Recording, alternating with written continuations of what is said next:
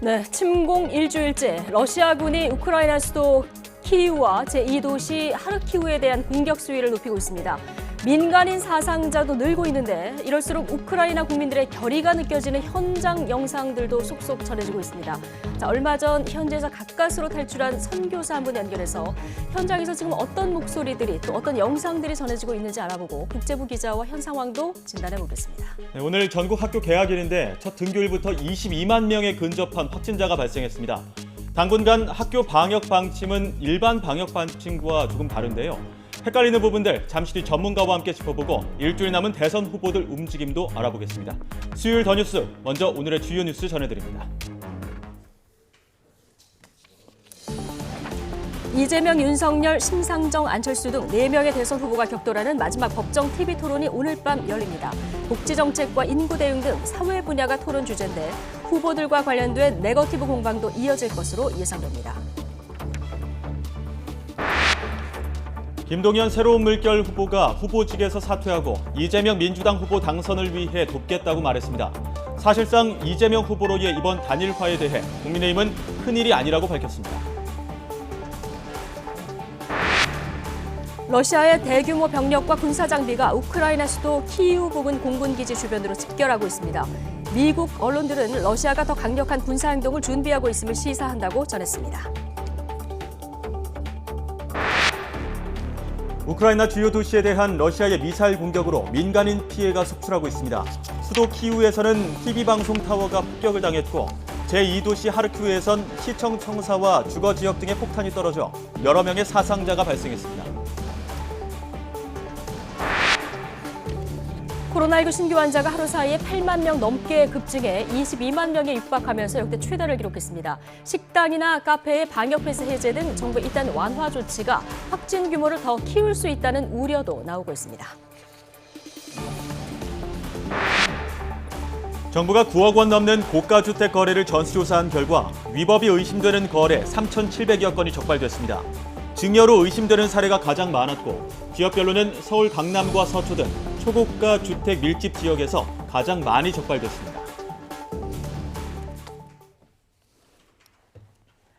네, 20대 대통령 선거 이제 일주일 앞으로 다가왔습니다. YTN은 국회에 마련한 특별 스튜디오에서 선거 소식 시시각각 전해드리고 있습니다.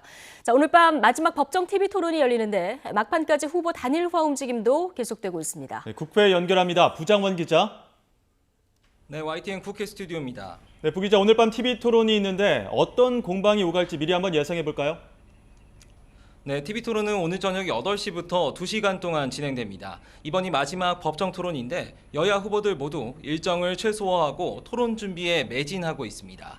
지난번과 마찬가지로 의석수와 일정 득표율을 충족한 민주당 이재명, 국민의힘 윤석열, 정의당 심상정, 그리고 국민의당 안철수 후보까지 이렇게 4후보가 참가합니다. 오늘 토론 주제는 사회 분야인데요. 마지막인 만큼 불꽃 튀는 공방 예상됩니다. 공통질문은 복지정책과 재원 마련 방안, 인구절벽 대응 방안 등이고 수사기관 개혁과 여성정책 등도 쟁점이 될 거로 보입니다.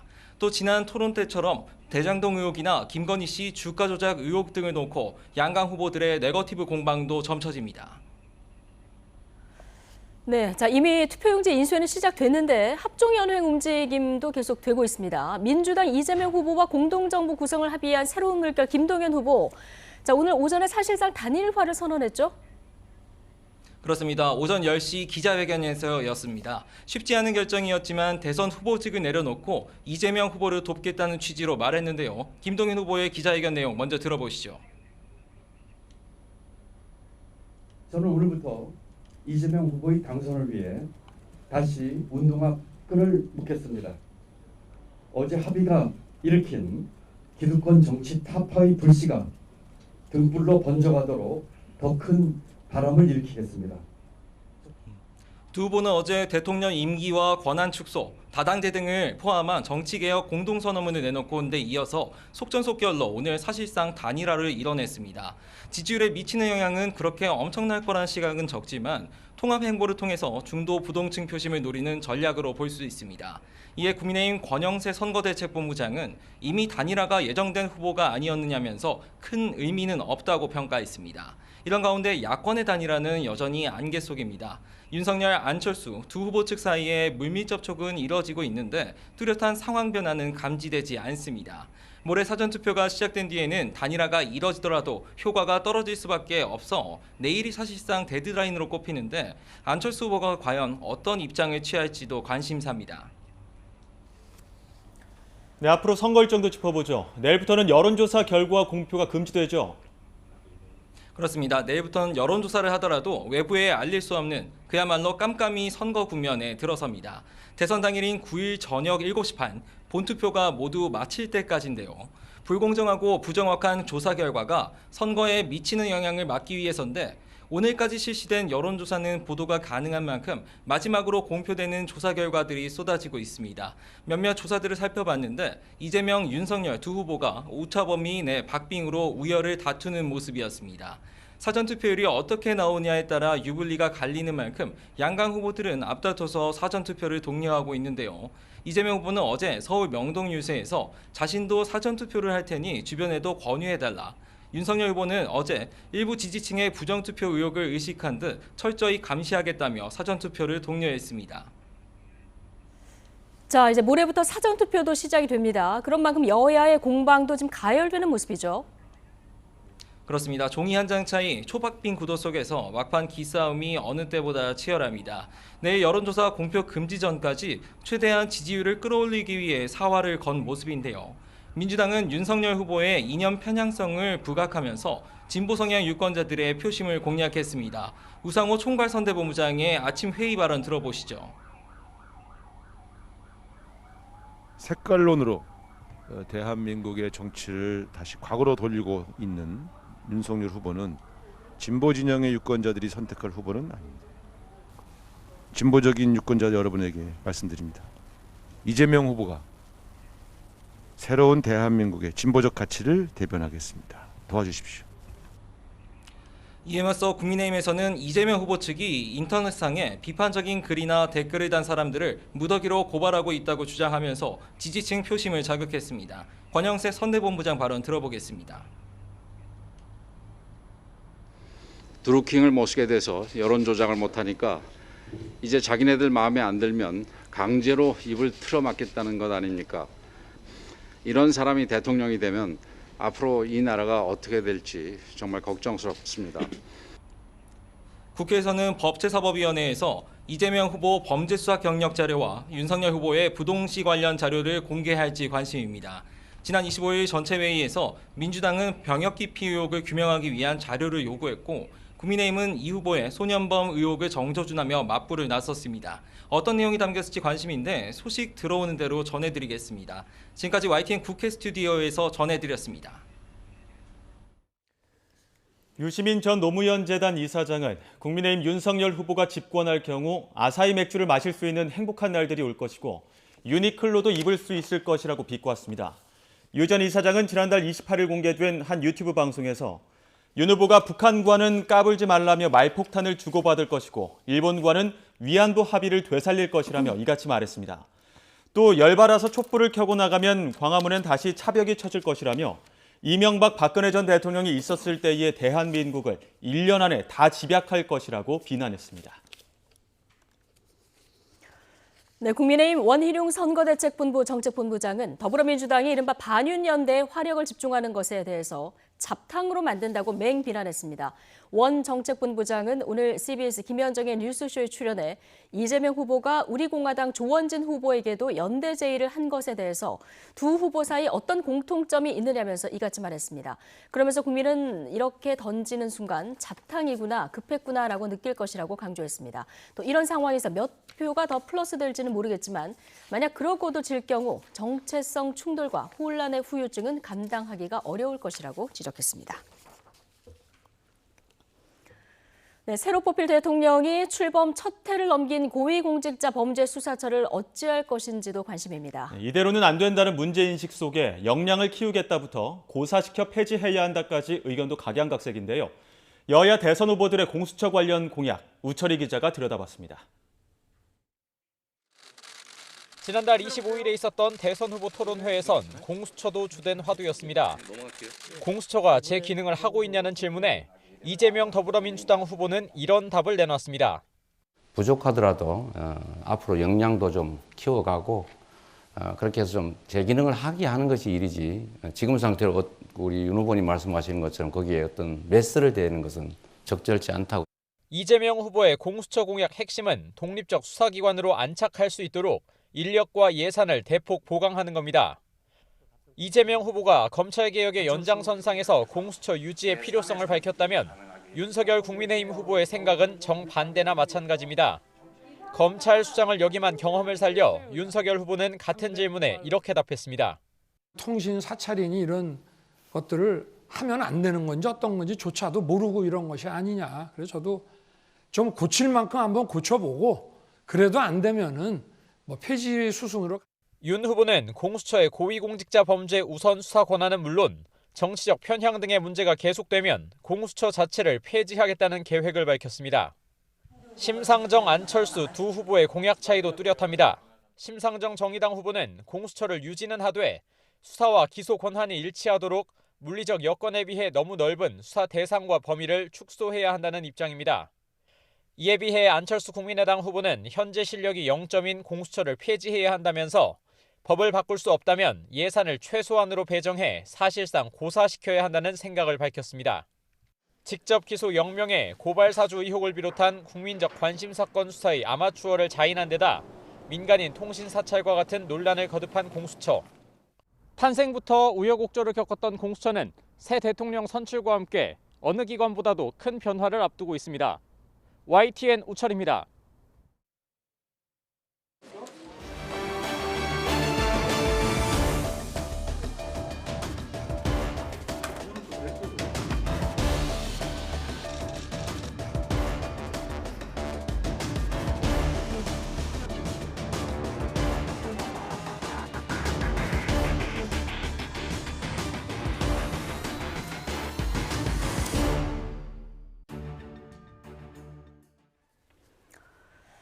네, 코로나19 신규 환자가 하루 사이에 8만 명 넘게 급증하면서 22만 명에 육박했습니다. 대선일이 일주일 앞으로 다가온 가운데 확진자와 격리자를 대상으로 한 투표 시간도 정해졌습니다. 취재기자 연결합니다. 최명신 기자. 네, 최명신입니다. 네, 자 확진자 수 22만 명까지 바로 올라갔군요. 네, 오늘 0시 기준 코로나19 신규 환자는 21만 9,241명입니다. 어제보다 무려 8만여 명 폭증했습니다. 일주일 전과 비교해 1.3배, 2주 전과는 2.4배, 5주 전과 비교해선 17배 정도 많습니다. 만 명에서 10만 명까지 23일 걸렸는데 10만 명에서 20만 명까지는 12일밖에 걸리지 않았습니다. 특히 어제부터 식당이나 카페 등의 방역 패스가 해제되고 확진자 가족의 격리 의무도 없어졌는데요. 이런 방역 조치 완화가 유행 속도와 확진 규모를 더 키울 거라는 우려도 나오고 있습니다. 방역당국은 대선일인 오는 9일쯤 확진자가 23만 명에 달할 것으로 예측했는데 이미 20만 명을 훌쩍 넘기면서 도달 시기가 더 앞당겨질 가능성이 커졌습니다. 손영래 중앙사고수본부 사회전략반장은 확진자 증가율 자체는 둔화하고 있다며 이런 현상이 계속된다면 1, 2주 사이에 정점이 형성될 것으로 본다고 밝혔습니다. 방역당국은 정점 규모를 35만 명 정도로 보고 있습니다. 확진자가 늘면서 위중증 환자와 사망자 증가세도 여전한데요. 위중증 환자는 35명 늘어 762명, 사망자는 96명 늘었습니다. 중환자 병상 가동률도 꾸준히 올라 전국이 전날보다 1.8%포인트 오른 50.1%, 수도권은 전날보다 1.5%포인트 오른 45.9%로 나타났습니다. 재택치료 환자는 82만여 명으로 어제보다 2만 8천여 명 늘었습니다.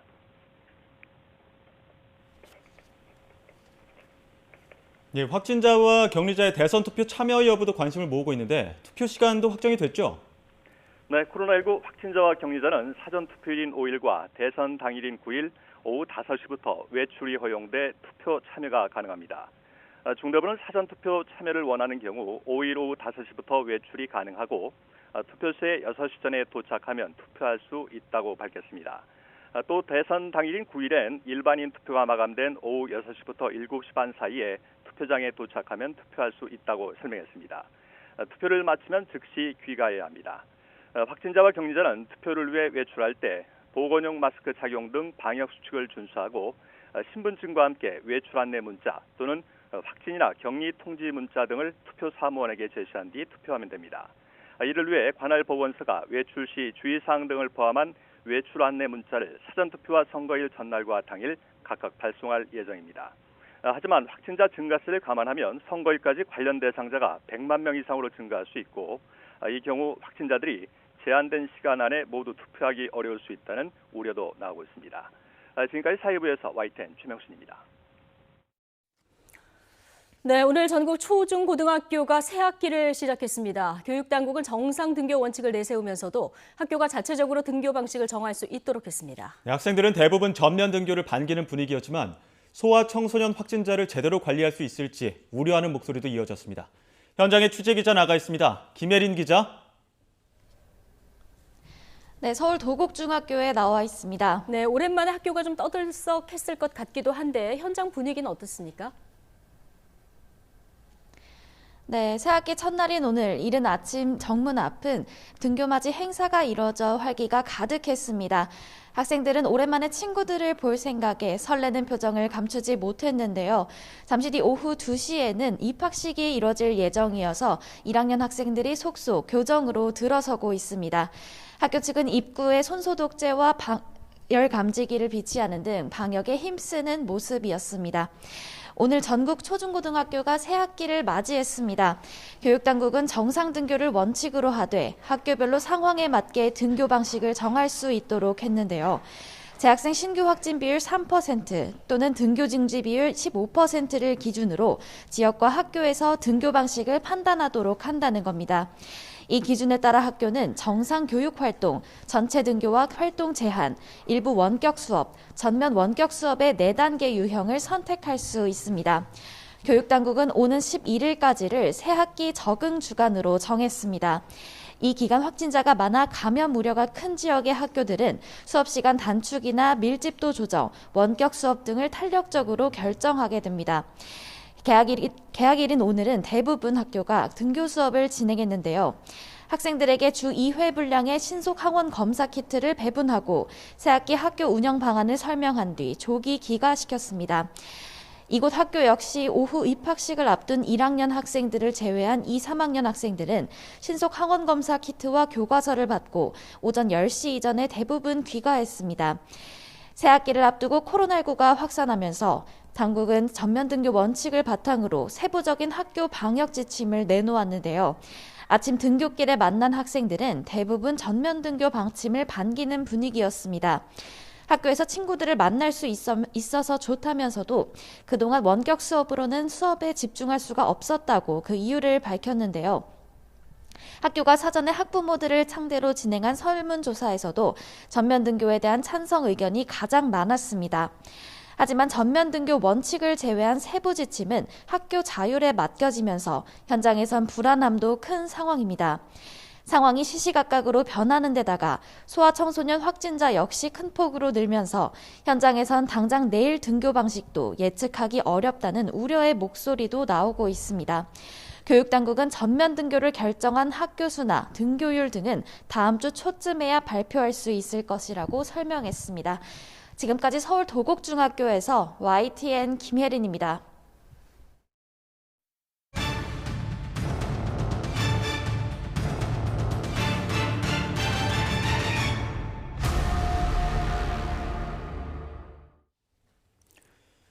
역대 한미 연합사령관들은 러시아의 우크라이나 침공 사태를 계기로 북한의 핵 불포기 결정이 더 확고해질 것으로 내다봤습니다. 오늘 발간된 한미동맹재단 뉴스레터 3월호에 따르면 전직 연합사령관들은 북한은 이번 사태를 도발을 위한 호기로 생각할 수 있다며 이같이 진단했습니다. 이들은 북한은 러시아의 사이버 공격, 정보작전 등 다영역 작전과 기동 형태 등을 학습할 것이라며 한미는 대비를 위해 훈련을 강화하고 정보 능력을 강화해야 한다고 강조했습니다. 그러면서도 이번 사태가 안보 차원에서 한반도에 직접적인 영향은 미치지 않을 것이라면서 주한미군의 대비 태세와 순환 배치는 지속될 것이라고 말했습니다. 네, 외교부가 우크라이나와 러시아의 교전 상황 격화 등으로 인접국인 벨라루스 전 지역에도 출국 권고에 해당하는 여행경보 3단계를 발령했습니다. 여행경보 3단계 출국 권고는 외교부가 우크라이나 전역에 내린 4단계 여행금지 바로 아래 단계로 방문을 취소, 연기하고 기묘한 용무가 아니면 체류자는 출국할 것이 요청됩니다. 다만 강제성이 있는 여행금지와는 달리 권고 성격의 조치입니다. 네, 자, 사면 초과인 푸틴 러시아 대통령의 선택은 어떤 것일까요? 현실을 받아들이고 타협하든지 공세를 강화해서 다시 전쟁의 주도권을 잡든지 둘 중 하나일 겁니다. 네, 안타깝게도 현재로서는 후자에 가까운 것으로 보입니다. 국제부 호준석 기자 나와 있습니다. 어서 오십시오. 네, 어서 오십시오.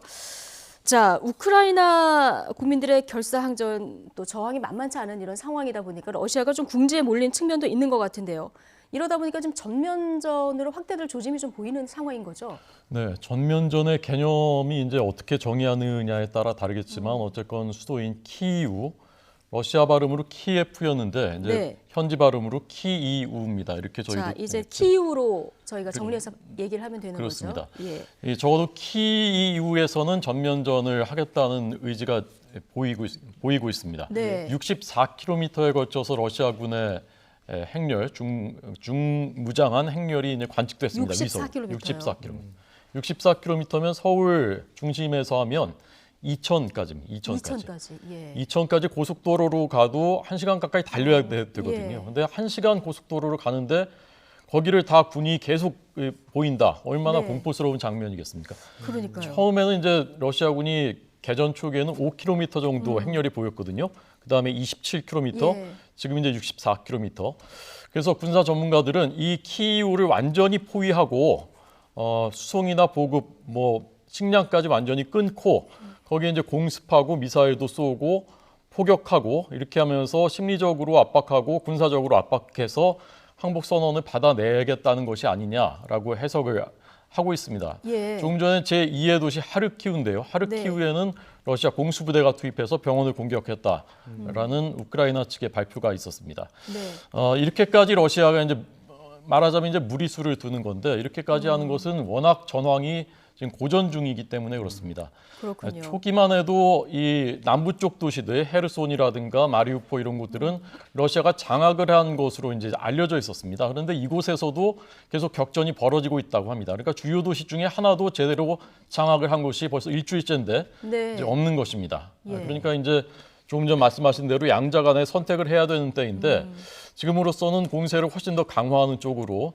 방향을 잡은 것으로 보이고요. 예. 현재 러시아군 사망자가 일주일 동안에 우크라이나의 주장으로는 전사자가 5,000명, 미국 측의 추정으로는 2,000명입니다. 러시아군의 전사자가 그렇습니다. 그렇습니까? 어느 쪽이건 간에 너무 많은 겁니다. 그렇네요. 미군이 아프간 전쟁에서 20년 동안 전사한 전사자가 2,500명이었습니다. 예. 그런데 지금 일주일 동안 러시아군이 2,000명 또는 5,000명이 숨졌다면은 너무나 지금 고전하고 있는 거고요. 예.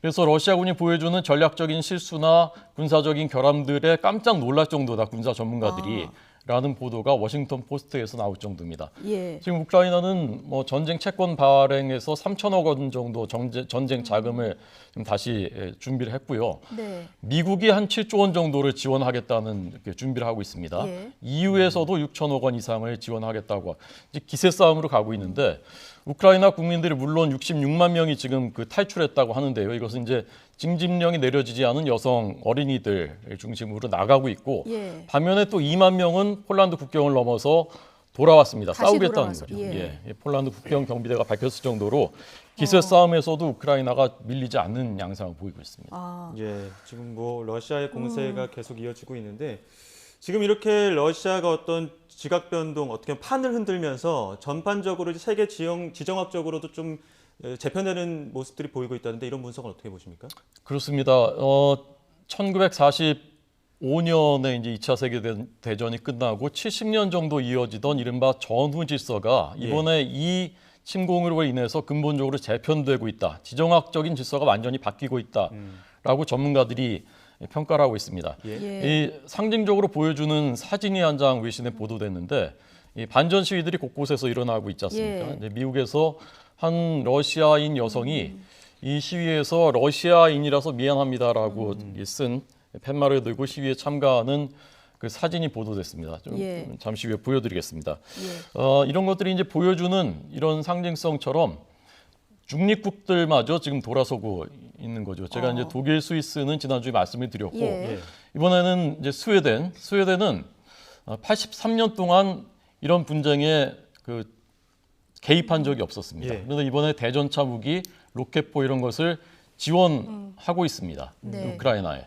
1939년에 소련이 핀란드 침공했을 때 지원한 뒤에 처음 있는 일이라고 합니다. 그러니까 정말 가운데 있었던 국가들까지 속속 핀란드 이런 곳들까지 돌아서고 나토 가입을 오히려 지금 추진하고 있고 그러니까 푸틴 입장에서는 미중 양강의 질서에 자신들이 들어가서 3강 정도를 만들려는 것이 이제 계획이었는데 오히려 반대로 가고 있다. 푸틴의 의도와는 이렇게 볼 수가 있겠습니다. 호준석 기자, 저희가 이제 잠시 뒤에 그 현지를 빠져나온 선교사 한 분 연결해서 현지 상황을 좀 들어볼 텐데 어쨌든 러시아가 지금 궁지에 몰리고 있다 이렇게 얘기를 해주셨고 그러다 보니까 이제 푸틴 대통령이 핵무기 사용 가능성 시사하는 발언도 좀 했거든요. 이거는 어떻습니까? 이거 정치적으로 하는 발언입니까? 실제로 사용할 가능성도 있어 보이는 겁니까?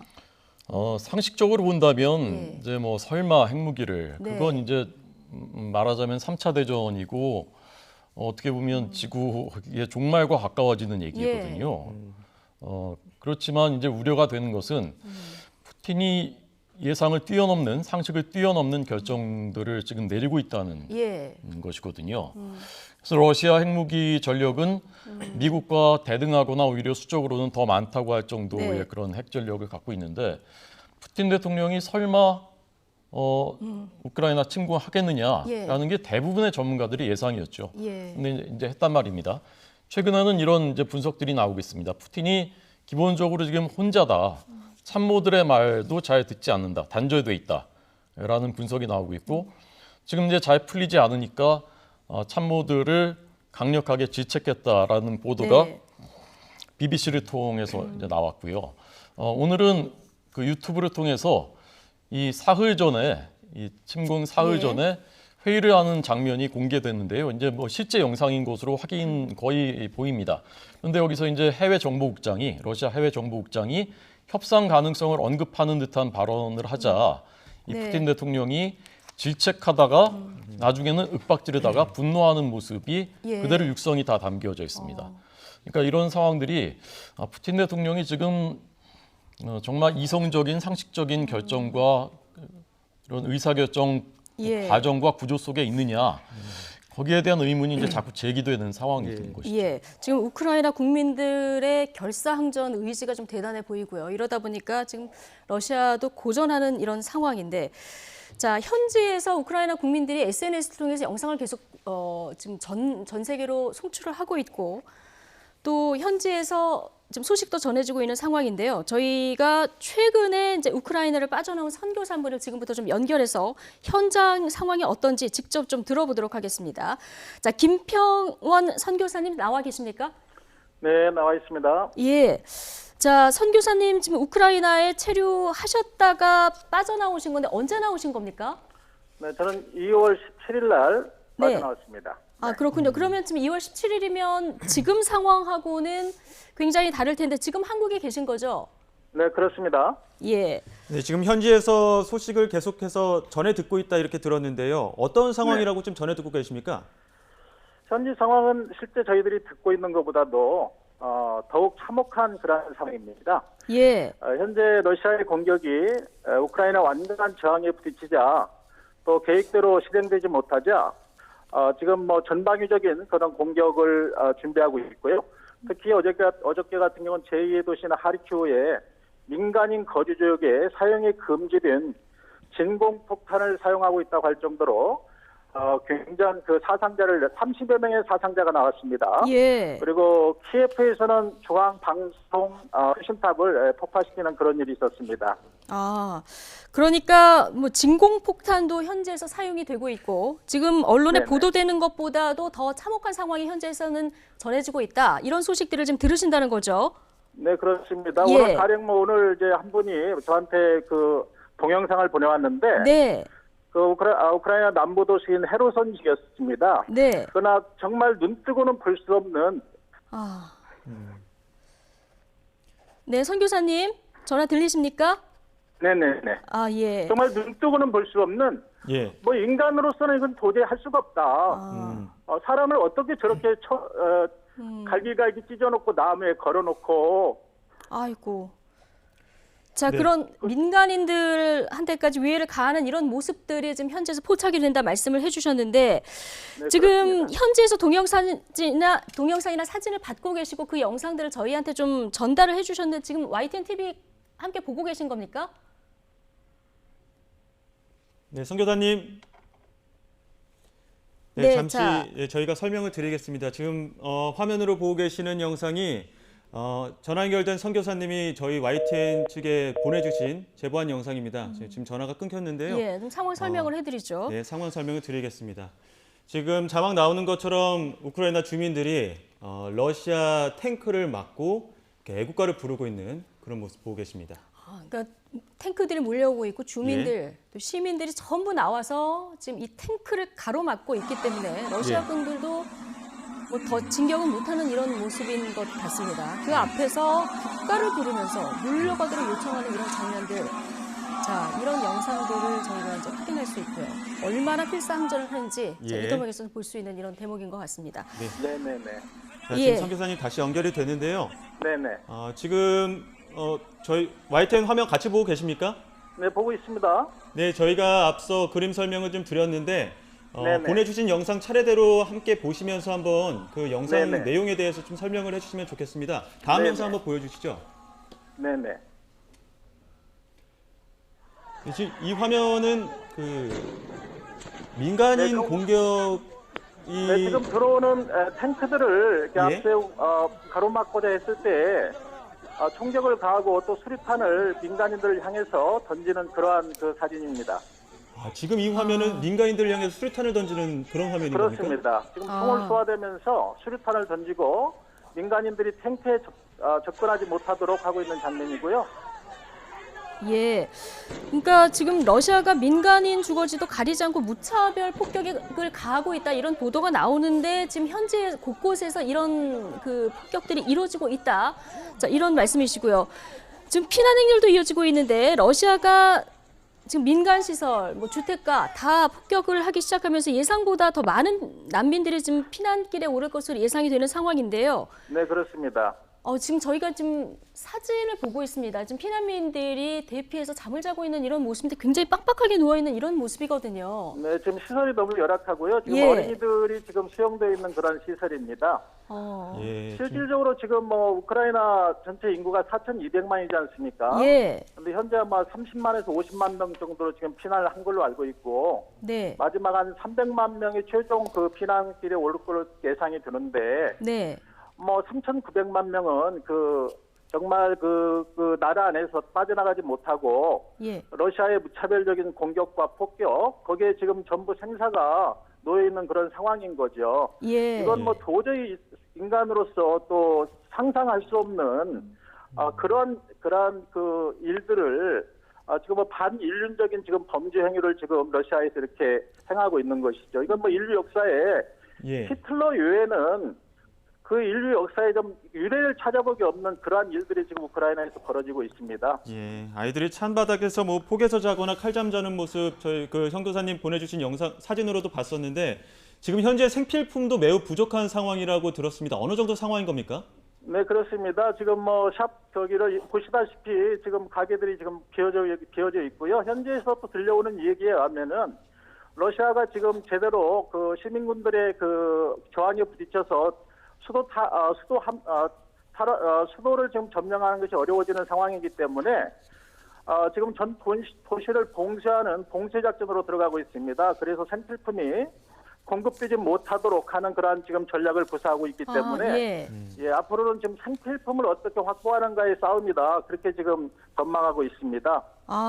뭐 지금 텅 빈 진열대 모습도 좀 볼 수 있는데, 자, 그렇다면 선 교사님, 현지에서 네네. 지금 어떤 물품들이 가장 필요한지, 자, 이런 소식들을 좀 전해 들으십니까?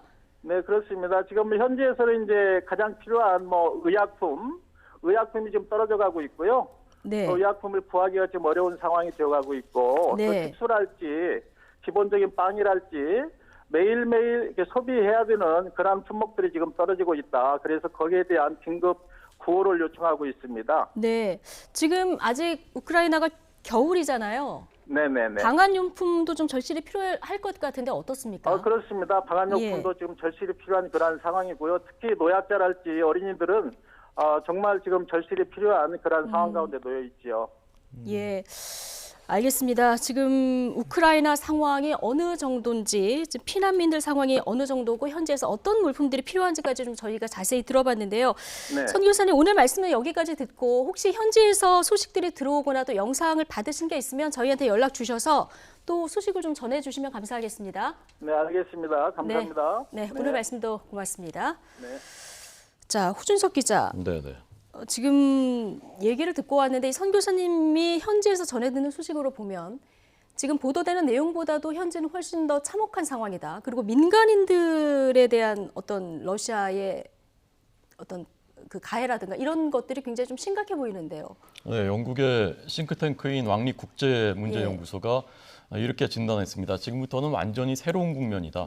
러시아가 더 잔인해질 것이고 너 이제 눈치 보지 않을 것이다. 민간인 피해가 커질 것이다라고 이제 예측했는데 그게 현실이 돼가고 있는 모습이고요. 좀 전 선 교사님 말씀하신 그 폭탄, 진공폭탄은 최종 확인된 건 아닙니다. 이제 미국에서 우크라이나 대사가 이제 그렇게 주장을 했고 미국에서는 백악관은 최종 확인되지는 않았다라고 말했는데 국제형사재판소가 이제 조사에 착수했고요.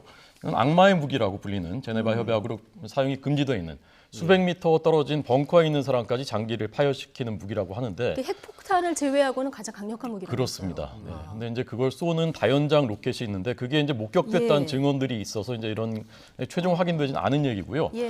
그다음에 이제 아까 말씀하신 헤르손 남부지방 크림만도 가까운 데인데 거기서 이제 아주 잔혹한 모습들을 이제 영상을 보셨다고 했는데 그것도 이제 확인된 건 아니죠. SNS를 통해서 이제 유포되는 것이니까. 그러나 이분이 현지 사정을 잘 아시고 아마 영상을 봤을 때 진위 여부를 감별할 만한 이제 현지 사정을 잘 아시는 분이기 때문에 현지 한 몇십 년 사신 분이시기 때문에 그렇기 때문에 개연성은 있는 얘기인 것 같다. 그래서 현지 상황이 우리가 여기서 보는 것보다 훨씬 더 심각할 수 있겠구나, 끔찍할 수 있겠구나라는 생각을 들으면서 했습니다. 현장은 생각보다 더 참혹한 모습이고 지금 러시아의 공세는 더욱 더 강해질 것이다 이런 분석이신데 이런 부분에 대해서 그 국제사회 경제 제재가 조금 더 효율적으로 진행이 돼야 되는 것 아니냐 이런 지적도 나오는데 어떻습니까? 네, 오늘 외신에 그 러시아에 있는 한 국민, 한 시민의 인터뷰가 보도됐는데요. ATM 돈 뽑으러 갔는데 루블화도 안 나오고 달러화도 안 나오더라. 이러다 우리가 이란이나 북한처럼 되는 것 아니냐라고 이제 외신 기자한테 얘기한 그 인터뷰가 보도됐습니다. 러시아는 사실 이제 세계 5위의 외환 보유국입니다. 그러니까 돈이 꽤 많이 있고 그리고 서방이 경제 제재에도 스위프트는 못할 것이다 이런 판단하에 자신감을 가졌었는데 생각보다 예상 뛰어넘어서 스위프트 제재까지 이루어지고 그러니까 돈이 있지만 이게 서방에 다 묶여 있는 거거든요. 그러니까 당장 큰 공경에 직면하고 있다고 볼 수가 있겠습니다. 러시아 사업 다 지금 서방 기업들이 철수하고 있고요. 하늘길까지 다 막았습니다. 그러니까 원래 세르게이 라브로프 외무장관이 제네바에 있는 군축회의 가서 연설하려고 했는데 못 갔습니다. 외무장관조차도. 그래서 이제 화상으로 연설을 했는데 듣던 사람들이 이제 다 퇴장해 버렸죠. 그러니까 이런 장면들이 이제 러시아의 지금 모습을 상징적으로 보여주고 있는 것이고요. 뭐 애플이라든가 조금 전 이제 말씀드렸습니다만은 디즈니나 소니 같은 데서는 러시아에서 스파이더맨 같은 영화도 개봉 안 하겠다. 이렇게 됐고 뭐 구글, 유튜브 이런 데서도 러시아 관영 매체 것들은 다 차단하고 딱지를 붙여서 선전전에 이용하지 못하도록 하겠다. 이렇게 되고 뭐 러시아의 유명한 발레단 보쇼의 발레단 런던에서 공연하는 것 취소되고 피파에서는 월드컵에 이번에 2022년에 못 나오게 하고 그러니까 전방위로 문화, 뭐 사회 모든 면에서 다 고립돼 가고 있는 양상인 거죠. 이게 러시아 국민들이 어떻게 받아들일 것인가? 이 전쟁이 정말 필요한 전쟁인가? 그리고 우리 러시아인들이 가서 벌써 2,000명이나 5,000명이 전사했다고 하는데 그런 러시아 국민들의 정서는 사실 푸틴한테도 큰 부담입니다. 또 내년 선거를 앞두고 있고 아무리 권력 기반이 강하다고 하더라도 이런 것들도 하나의 변수가 될 것 같습니다. 예. 자, 명분상으로도 그렇고 현실적으로 좀 얘기 들어보면 현실적인 어려움도 그렇고 그러다 보니까 러시아인들 사이에서도 반전 목소리가 나오는 것도 사실인데 지금 푸틴의 판단은 좀 이성적으로 작동하고 있다 이렇게 볼 수는 좀 없어 보이는데요.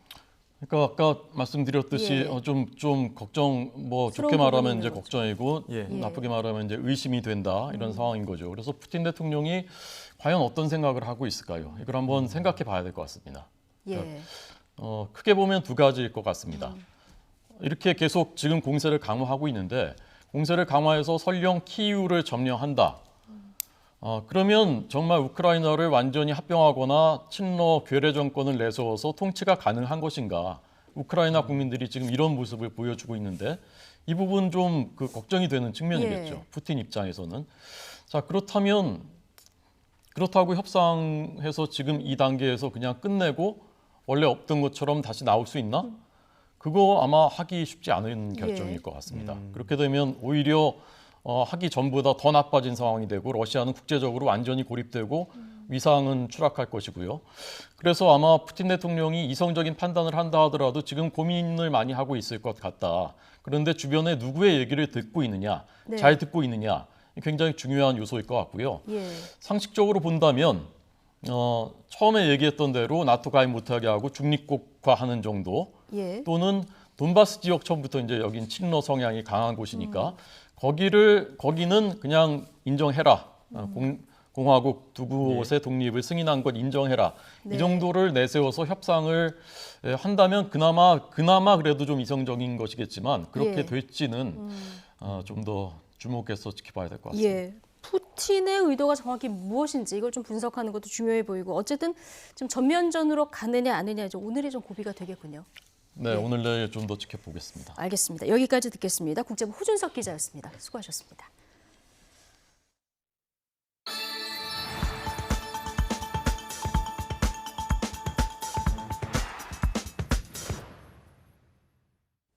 네, 정부가 지난 2020년 3월부터 최근까지 9억 원 넘는 고가주택 거래를 조사한 결과 위법이 의심되는 거래가 3,700여 건 적발됐습니다. 네, 서울 용산에 있는 아파트를 77억 5천만 원에 사면서 64억 원을 조달받는 등 편법 증여로 의심되는 사례가 가장 많은 비중을 차지했습니다. 취재기자 연결합니다. 강희경 기자. 네, 경제부입니다. 네, 자 구체적으로 어떤 사례가 적발된 겁니까? 네, 국토교통부가 지난 2020년 3월부터 지난해 6월까지의 전국 9억 원 이상 고가주택 거래를 전수조사했는데요. 이상 거래가 7,780건, 이 가운데 위법이 의심되는 거래가 3,787건 적발됐습니다. 가장 많은 비중을 차지한 건 편법 증여 사례입니다. 가장 규모가 큰 사례는 서울 용산구에서 나왔는데요. 30대 A씨는 용산의 한 아파트를 77억 5천만 원에 사면서 64억 원에 대한 자금 조달 계획을 소명하지 못했습니다.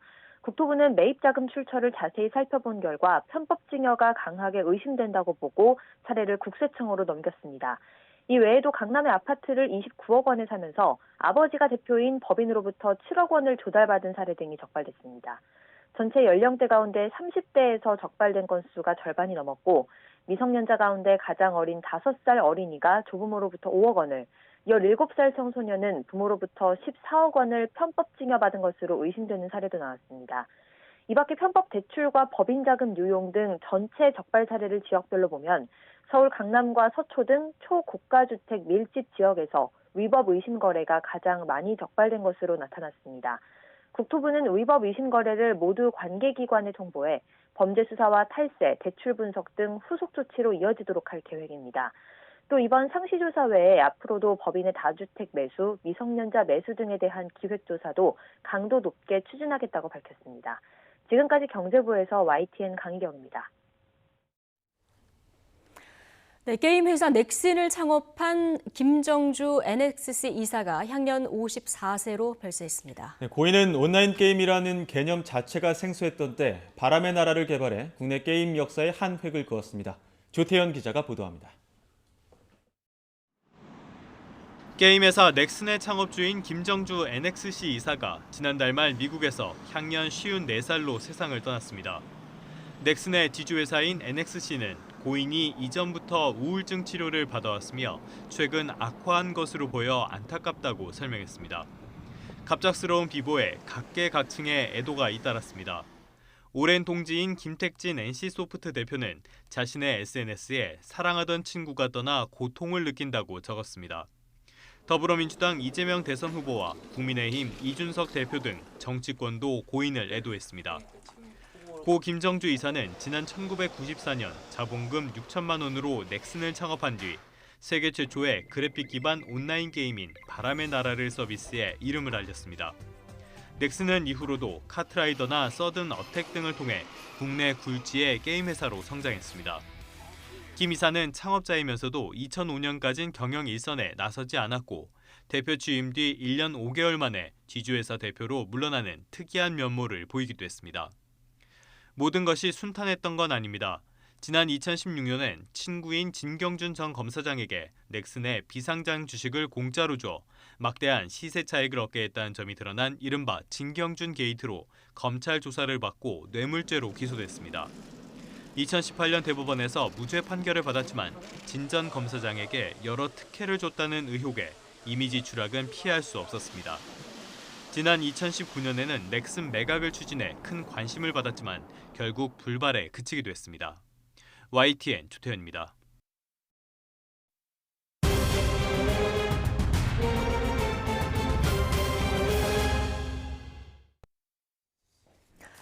네, 코로나19 상황 정재훈 가천대 의대 예방의학과 교수와 함께 짚어보겠습니다. 어서 오십시오. 안녕하세요. 예, 당국이 대선일인 9일쯤에 23만 명의 확진자가 발생할 것이다 그랬는데 오늘 벌써 22만 명에 육박하는 확진자가 나왔거든요. 예상보다 이 확산세가 좀 빠른 추이인 거죠? 이런 예상 결과를 보실 때에는 예. 요일마다 얼마만큼의 확진자가 나오는지를 주의해서 보셔야 됩니다. 우리나라 같은 경우에는 화요일과 수요일에는 진단검사가 몰리게 되면서 확진자가 더 많이 나오는 경향들이 네. 있고요.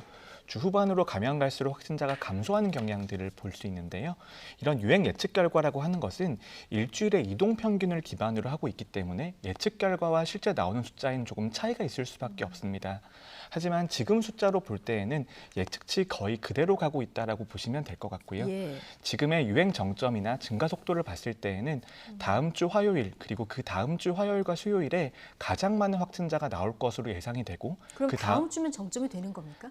그 다음 주와 그 다다음 주 사이에 유행 정점이 도달할 것으로 예. 보입니다. 하지만 화요일과 수요일 정도의 확진자가 가장 많이 늘어나게 되고 예. 다음 주 수요일 같은 경우에는 대선일이다 보니 검사 건수가 감소할 가능성이 높습니다. 그렇기 때문에 다음 주 화요일과 그 다음 주에 화요일과 수요일이 확진자가 가장 많은 그런 날이 될 것으로 예상을 하고 있습니다. 네, 예. 이렇게 아직까지는 정점이 남아있는 상황에서 어제부터 방역 패스 시행 중단되고 또 확진자의 동거인도 격리 의무가 없어졌습니다. 이러한 완화 시그널들이 어떤 오히려 좀 잘못된 영향을 미치는 거 아니냐 이런 분석들도 나오는데요. 2월 달에 많은 방역 정책의 변화들이 있습니다. 그리고 특히 이런 방역 정책의 변화라고 하는 것이 확산 억제에서 피해 최소화 전략으로의 이행을 의미하는 것인데요. 저는 이런 전환 시점에 있어서는 전환 자체는 불가피하다라고 보지만 말 그대로 불가피한 상황에서 전환이 이루어지는 것이기 때문에 네. 특히 국민들에게 드리는 신호에 있어서는 매우 주의해야 된다라고 생각을 합니다. 예. 의학이나 방역의 관점에서는 유행 정점을 지나는 순간부터 완화를 하는 것이 가장 안전한 방법이 될 텐데요. 네. 지금은 그 완화 시점이 2주에서 3주 정도는 빠르다라고 볼 수 있기 때문에 이런 어느 정도 방역상의 위험 부담을 감수한 결정이라고 생각합니다. 위험 부담을 감수한 어떻게 보면 좀 불가피한 결정일 수는 있겠습니다만 자, 지금 그러니까 당국의 방침은 위중증 환자와 사망자 관리에 집중하겠다 이런 방침 아니겠습니까? 지금 사망자와 위중증 환자 현황은 어떻습니까? 네, 사망자와 위중증 환자 같은 경우에는 델타 변이 때보다는 백신 접종률도 많이 높아진 상태이고 자체적인 중증화율이 떨어져 있기 때문에 상대적으로 안정적인 상태인 것처럼 보입니다. 하지만 실제로 수치를 들여다보면 조금 우려가 되는 부분이 있는데요. 오늘 보면 재원 중환자 숫자는 700명대를 유지를 하고 있습니다. 네. 하지만 실제로 사용하고 있는 병상을 보면 1000병상이 훨씬 넘게 점유가 되고 있거든요. 그 이유는 재원 중환자를 집계하는 기준과 실제 병상을 사용하는 기준의 차이가 있기 때문입니다. 예. 지금은 전문가들의 예측으로 보면은 유행 정점에서 재원 중환자는 2,500명 미만이 될 것으로 예상을 하고 있습니다만 네. 이것보다 더 많은 실질적으로 사용되고 있는 중환자 병상이 있다라면 준비된 병상보다 중환자가 더 많이 늘어날 가능성도 있다라는 것이죠. 그렇기 때문에 확진자의 정점에서 중환자의 정점이 약 2주에서 3주 정도의 시차가 있을 것으로 예상을 하고 있습니다.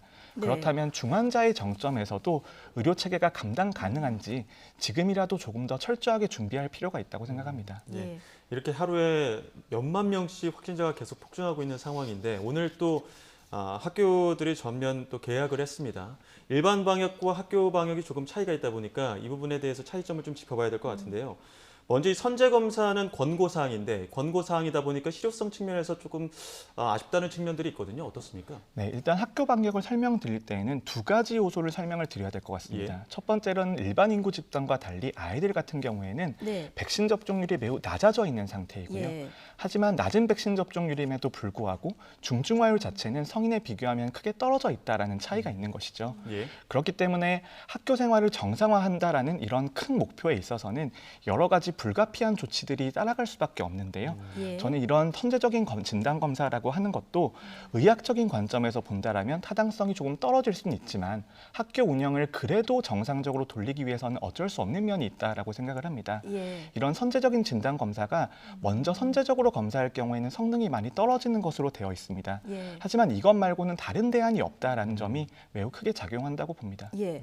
이제 학교를 가다 보면은 함께 사는 가족들 가운데 확진자가 나올 수도 있잖아요. 그런데 이제 일반인들은 백신을 접종했든 안 했든 어쨌든 동거 가족이 격리는 안 하는 이런 상황으로 바뀌었는데 학생들은 어떻습니까? 백신 접종 여부와 상관이 좀 있습니까? 어떻습니까?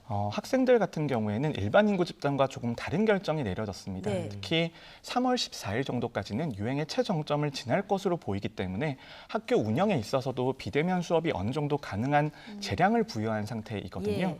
그래서 3월 14일까지는 미접종자에 대해서는 자가격리 의무가 어느 정도 준수가 됩니다. 그렇기 예. 때문에 학교에 등교하기가 어려운 상황이고요. 하지만 3월 14일이 지나는 순간부터는 접종을 하거나 하지 않거나 학교 등교 자체는 가능한 것으로 되어 있습니다. 하지만 미접종자 같은 경우에는 가급적 자가격리를 할 것을 권고를 하고 비대면으로 수업할 것을 권고를 하고 있습니다만 예. 이런 것들이 등교를 하지 못하게 의무적으로 막아둔 것은 아니기 때문에 네. 3월 14일부터는 조금 학교 방역 정책에 있어서도 일반 성인 인구와 동일한 형태의 변화가 있다라는 점을 알고 계셔야 될 것 같고요. 예. 하지만 학교 방역 상황이라는 것이 유행 정점을 지나면서 여러 가지 변화들이 있습니다. 예. 그렇기 때문에 학부모님들께서는 학교의 안내를 따르시는 것이 가장 정확하다고 볼 수 있습니다. 예. 정점으로 예상되는 3월 14일까지는 성인과 조금 다른 방역 지침이 되고 이게 학교의 재량에 따라 좀 달라질 수 있다. 이 점을 좀 기억하시면 예. 좋을 것 같고요. 예, 또 등교를 했는데 만약에 아이가 열이 있거나 목이 아프거나 또 코로나19 증상이 나타난다고 하면 학급 운영은 어떻게 되는 건지 혹은 뭐 선생님들이 대처하는 가이드라인 같은 것들이 있습니까? 네, 그런 것들을 마련을 하고 있습니다만 기본적으로 증상이 있는 경우에는 빠르게 진단 검사를 받는 게 가장 중요하고요. 네. 진단 검사에서 양성이 나온 경우에는 학교의 판단에 따라서 수업을 진행할 수 있는 것으로 되어 있습니다. 하지만 앞으로도 아이들에서의 유행이 극심하게 이어지면서 학교 네. 현장의 혼란이 이어질 수 있기 때문에 조금 더 명확한 가이드라인이 마련되어야 된다라고 생각을 하고요. 예. 그다음에 또 하나가 학교 방역에서 가장 중요한 부분은 증상이 있을 경우에는 학교에 가지 않는 것입니다. 이거는 코로나19뿐만이 아니라 다른 감염병도 모두 동일합니다. 어떠한 감염병이든 호흡기 증상이 있는 경우에는 타인에게 옮길 가능성이 있기 때문에 예. 그 경우에는 집에서 휴식을 하면서 진단 검사를 받는 게 코로나19뿐만이 아니라 다른 모든 상황에서도 매우 중요합니다. 예, 알겠습니다. 자, 의사 표현이 어려운 소아 환자에 대한 대면 진료를 좀 확대해야 된다. 자, 이런 목소리들이 좀 있었는데요. 정부가 소아 확진자 치료를 위한 거점 전담병원 6곳을 새로 지정했거든요. 도움이 어느 정도 될까요? 네, 지금은 경증 환자에 대해서 비대면 진료들이 이루어지고 있고 비대면 진료조차 받지 못하는 집단들이 있습니다. 네. 하지만 그중에서도 특히 위험한 집단들이 있는데요. 저는 임산부와 소아 같은 경우에는 이런 진료의 기회를 더 적극적으로 부여해야 된다라고 생각을 합니다. 이런 것들을 마련하는 것들은 도움이 될 수 있겠지만 하나 문제가 되는 것은 저희 연구팀의 추산으로는 이번 오미크론 대유행 기간 동안 전체 소아 청소년 중에서 절반 정도가 감염될 것으로 보이거든요. 그렇다면 지금 준비되는 정도로는 모자랄 수 있다는 것이죠. 일반적인 소아 청소년과 의원에서도 코로나19에 대한 진료가 가능하게 대폭적으로 늘리는 것이 지금 매우 절실한 상황이라고 볼 수 있습니다. 교수님, 그 코로나19 확진 이후에 그 증상을 심하게 앓는 사람의 경우에는 완치가 된 후에 항체가 좀 더 오래 간다, 이런 연구 결과도 있거든요. 이런 부분에 대해서는 어떻게 보고 네, 계십니까? 그런 연구 결과들이 보고가 되고 있습니다만 아직까지는 연구 대상자의 숫자가 적고 아직까지 장기적인 관찰이 이루어지지 않았기 때문에 아직까지는 명확하게 꼭 그렇다라고 말씀드리기는 이른 단계라고 볼 수 있습니다. 아, 그렇군요. 근데 감염이 돼도 이후에 면역력은 이제 떨어질 수밖에 없지 않습니까? 근데 5개월이 지나면 재감염될 수 있는 이런 가능성도 배제할 수 없다면서요? 백신의 효과와 자연 감염은 모두 동일한 원리를 가지고 있습니다. 예. 그렇기 때문에 백신의 효과도 시간이 지나면 감소할 수 있고요. 그리고 감염을 통해서 획득한 면역도 시간이 지나면서 감소할 수 있습니다. 특히 백신 접종이든 자연 감염이든 6개월 정도가 경과하면 재감염될 가능성이 상당히 높다라는 그런 연구 결과들은 계속해서 나오고 있습니다. 예. 최근 온라인을 중심으로 이런 이야기도 나옵니다. 자가검사 키트 사용할 때 보통 이제 코 안쪽으로 넣는데 이걸 입 안쪽으로 넣어야 더 정확하게 어떤 검사 결과가 나온다, 이런 이야기도 있는데 이거 근거 있는 이야기입니까? 신속 진단 검사의 정확성이 떨어지기 때문에 많은 이야기들이 나오고 있습니다만 네. 전문가들이 말씀드리는 것은 설명서에 나와 있는 대로 진행하시는 것이 가장 좋다라는 그런 것입니다. 네, 알겠습니다. 지금 먹는 치료제 팍스로비드 관련해서 40대, 50대 기저질환자 그리고 60세 이상 고령층 정도만 지금 처방받을 수 있는 상황인데 연령 제한을 풀고 투여 대상 그 결정을 의사 재량에 맡겨야 된다. 전문가들 사이에서 이런 의견도 나오고 있거든요. 네, 그런 의견들은 충분히 나올 수 있다라고 생각을 합니다. 하지만 지금의 연령 제한과 기저질환자로 투약 대상이 한정된 것은 공급되는 물량이 부족하기 때문이거든요. 네. 공급되는 물량만 충분하다라면 저는 전체 성인에 대해서도 이런 의사의 재량권을 부여하는 것이 중요하다라고 봅니다만 앞으로 한 달 정도는 물량이 부족하기 때문에 이런 기준이 유지될 수밖에 없습니다. 예. 앞서 이제 저희가 아이들 대면 진료 늘린다 이런 얘기도 했는데 아이들 같은 경우에 엄마들이 아직 이제 백신도 맞지 않았기 때문에 걱정이 많으실 텐데 어떤 증상들을 보이면 조금 병원에 데려고 가봐야 되겠다 이런 생각을 하면 되는 거죠. 아이들 같은 경우에는 증상을 말로 표현하기가 매우 어려워하기 그렇죠. 때문에 이런 증상들을 부모님들이 잘 관찰해 주셔야 됩니다. 특히 기침이 심하다거나 아니면 울면서 보챈다거나 식사량이 줄거나 그런 것들은 이미 부모님들이 잘 알고 계시는 아이들이 위험한 증상이거든요. 예. 결국은 부모님들이 관찰하시면서 컨디션이 많이 떨어지거나 처지지 않는지를 보는 것이 아이들의 입장에서는 가장 중요합니다. 식사량이 줄거나 좀 처지거나 이런 어떤 증상을 보이는지 이게 가장 중요해요. 네, 활발하게 활동하고 있다라면 예. 그래도 컨디션이 괜찮다라고 볼 수 있고요. 예. 활동량이 떨어진다라는 것이 매우 중요한 증상입니다. 알겠습니다. 자, 오늘 말씀은 여기까지 듣겠습니다. 정재훈 가천대의대 예방의학과 교수와 함께했습니다. 고맙습니다. 네, 감사합니다.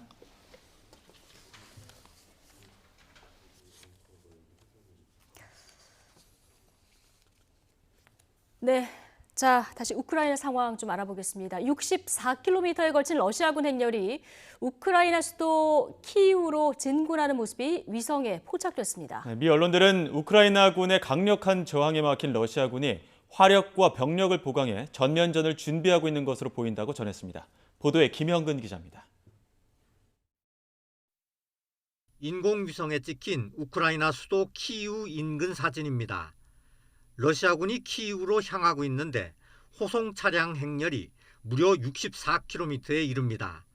호송 행렬에는 탱크와 자주포, 장갑차도 포함되어 있습니다. 호송 차량의 행선지는 키이우에서 27km 떨어진 공군기지입니다. 키이우 코앞 공군기지를 거점으로 러시아군이 병력과 군사장비를 집결시키고 있는 겁니다. 미국 언론들은 러시아가 더 강력한 군사적 행동을 준비하고 있음을 시사한다고 전했습니다. 군사 전문가들도 호송대의 규모를 볼 때 전면전을 준비하고 있는 것으로 추정했습니다. 런던 왕립연구소는 러시아군이 키이우를 포위한 뒤 전기, 수도 등을 끊고 집중 포격을 가할 것으로 예상했습니다. 강력한 저항으로 러시아군이 키이우 진입을 막고 있는 우크라이나도 이 같은 상황을 예상하고 결사항전의 의지를 다지고 있습니다. Терор направлений на те, щоб зламати нас, щоб зламати наш спротив. Вони йдуть в нашу столицю так само, як і на Харків. Тому оборона столиці сьогодні – це ключовий пріоритет для держави. 미 고위 당국자는 러시아의 키이우 포위 시도가 며칠 내에 이루어질 것으로 예상했습니다. 전문가들은 지금까지 우크라이나군이 잘 방어하고 있지만 전면전이 시작되면 키이우가 풍전등화의 위기에 빠질 수 있다고 우려했습니다. YTN 김영근입니다. 네, 농산물과 식품 등 대부분의 물가가 지난해에 이어서 올해도 크게 오르고 있지만 양파만은 홀로 예외입니다. 네, 양파값이 지난해 대비 80%쯤 폭락해 농가들이 최근 정부 대책의 보완을 요구하며 항의를 이어가고 있습니다. 보도에 김상우 기자입니다. 매서운 추위가 서서히 물러감에 따라 농사 준비에 바쁜 농민들이 어찌된 일인지 최근 전남과 제주 등 곳곳에 모여 양파밭을 갈아엎었습니다. 트랙터와 예초기 등을 동원해서 수확을 앞둔 멀쩡한 양파들을 잘라내며 폭락한 양파값 대책을 요구하며 시위를 벌였습니다. 오라탕이 터집니다. 우리가 애지중지하며 키운 양파를 갈아엎는다는 것은 우리 농민들의 마음이 얼마나 간절한가를 보여주는 것입니다. 농산물과 식품 등 거의 대부분의 물가가 지난해에 이어 올해도 크게 오르고 있지만 양파는 예외입니다. 가격이 1년 전 이맘때에 비해 무려 80%쯤 폭락했습니다. 코로나 사태의 영향으로 학교 급식이 중단된 데다 식당 역시 손님이 줄면서 양파 소비가 급감했고 지난해 중순쯤 생산한 양파 재고가 평년 대비 14% 이상 창고에 쌓여있기 때문입니다. 특히 해당파 출하 시기여서 양파값은 더 요동칠 것으로 예상됩니다. 전남 무안에서 양파농업 9년째인 박주환 씨는 지난해 수확한 2만 개의 양파가 저온 창고에 쌓여있다며 인건비도 못 건졌다고 말합니다. 양파 농사 지어가지고 지금 뭐 한 푼도 못 건진 상황이라서 뭐 인건비라든지 뭐 농사 들어간 비용이라든지 저희가 지금 다 안고 있는 거죠. 정부는 최근 40억 원을 투입해서 저장양파 9,500톤을 시장 격리하는 대책 등을 내놨지만 양파 농가는 충분치 않다는 입장입니다. 농민들이 원하는 가격에 한 50%밖에 안 돼서 농민들이 이 안을 못 받아들이고 있는 겁니다. 가격 폭등과 폭락으로 이어지는 양파 파동은 한두 번이 아닌 상황. 오르면 중국 등에서 수입해서 가격을 잡고 내리면 혈세를 투입해 폐기하는 대책 등의 악순환은 여전히 반복되고 있습니다. YTN 김상호입니다. 네, 시민들의 휴식을 위해서 조성된 부산 낙동강변의 공원들이 캠핑족들의 추태로 몸살을 앓고 있습니다. 네, 쓰레기 무단 투기를 비롯해 강변에서 불을 피운 흔적까지 남아있는데 정작 관할 지자체는 단속할 근거가 없다고 합니다. 차상은 기자가 현장을 다녀왔습니다.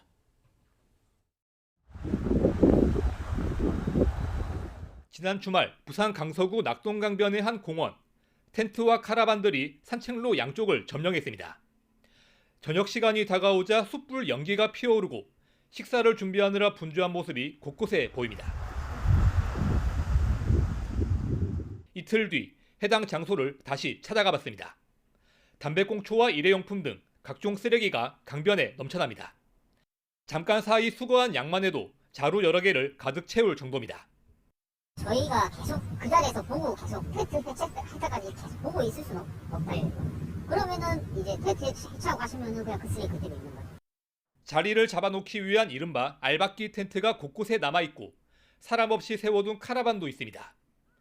바짝 마른 숲풀 사이로 시커먼 숲 무더기도 군데군데 보입니다. 공원 일대에는 이처럼 불을 피운 흔적이 남아있습니다. 이렇게 타다 남은 나무도 강변 일대에 널려 있습니다. 근처에 있는 다른 공원도 상황은 비슷합니다. 별도 예약이나 요금 없이 누구나 이용할 수 있는 공원이다 보니 주말마다 몰려드는 캠핑족으로 몸살을 앓고 있는 겁니다. 관할구청도 이런 상황을 알고는 있습니다. 하지만 쓰레기를 버리지 말라고 계도하는 것 외에는 단속할 근거가 없다고 말합니다. 지도지사가 결국 지정 고시한 지역은 아니니까 법에 근거해가지고 우리가 단속하기는 어려운 입장이죠, 지금요. 캠핑족 사이에서 이런 장소들은 이른바 무료 캠핑장으로 알려져 공유되고 있습니다. 법의 테두리 밖에서 벌어지는 양심 없는 사람들의 추태로 낙동강이 신음하고 있습니다. YTN 차상입니다. 네, 기온이 빠르게 오르면서 포근한 봄 날씨가 이어지고 있습니다. 다만 동쪽 지역은 건조한 대기에 강풍까지 불면서 산불 위험성이 높아 주의가 필요한데요. 자세한 날씨 알아보겠습니다. 원희다 캐스터. 네, 원희다입니다. 네, 아침 출근할 때만 해도 조금 쌀쌀하던데요. 낮에는 포근하다고요. 네, 그렇습니다. 현재 서울 기온 영상 8.5도까지 올라 포근함이 감돌고 있습니다. 낮 동안 맑은 하늘에 공기도 깨끗해서 초봄을 느끼기 참 좋은데요. 다만 아침 저녁으로는 쌀쌀함이, 낮 동안에는 포근함이 감돌면서 요즘 들쑥날쑥한 기온 변화에 면역력이 떨어지기 참 쉽습니다. 계속해서 체온 조절 잘해주시기 바랍니다. 오늘에 이어 내일도 전국이 대체로 맑겠습니다. 다만 밤부터 중국발 스모그가 유입되면서 내일 중서부와 전북지방은 대기질이 종일 탁하겠습니다. 동쪽 지역을 중심으로는 여전히 건조특보가 발효 중입니다. 특히 오늘 밤부터 내일 아침 사이 강원 산간에는 초속 25m 이상의 돌풍이 불 것으로 보이니까요. 산불 등 대형 화재 발생하지 않도록 불씨관리 철저히 해주시기 바랍니다. 내일 아침 기온은 서울 0도, 대전 영하 1도, 광주 1도, 부산 4도에서 출발하며 큰 추위는 없겠습니다. 내일 낮 기온은 오늘보다 2도에서 5도가량 높겠습니다. 서울 10도, 대전 14도, 대구 15도, 광주는 16도까지 크게 오르겠습니다. 금요일인 모레는 중부와 전북 북부에 봄비 소식이 있지만 건조한 날씨가 해소되지는 못할 전망입니다. 아침 저녁으로 일교차가 크게 벌어지면서 전국 대부분 지역의 감기 가능 지수가 높은 단계 보이고 있습니다. 개인 위생 관리와 건강 관리 잘해주시기 바랍니다. 지금까지 YTN 원희다입니다. 네, 반윤 빅텐트로 승부수를 던진 여당. 오늘 김동연 후보가 이재명 후보와 사실상 단일화를 선언했습니다. 제1야당에서는 김동연부터 조원진까지 무슨 잡탕 정부냐 이런 비난도 나왔습니다. 네, 진영을 넘나드는 지지 선언도 눈에 띄는데 어제 조국 수호를 외치던 시민단체가 윤석열 후보 지지 선언을 한 데 이어 오늘은 박근혜 전 대통령 동생 박근영 씨가 이재명 후보 지지를 선언했습니다. 여러모로 이례적인 20대 대선판, 잠시 뒤 여야 초선 의원 두 분과 관련 이야기들 나눠보겠습니다. 저희는 2부로 돌아오겠습니다.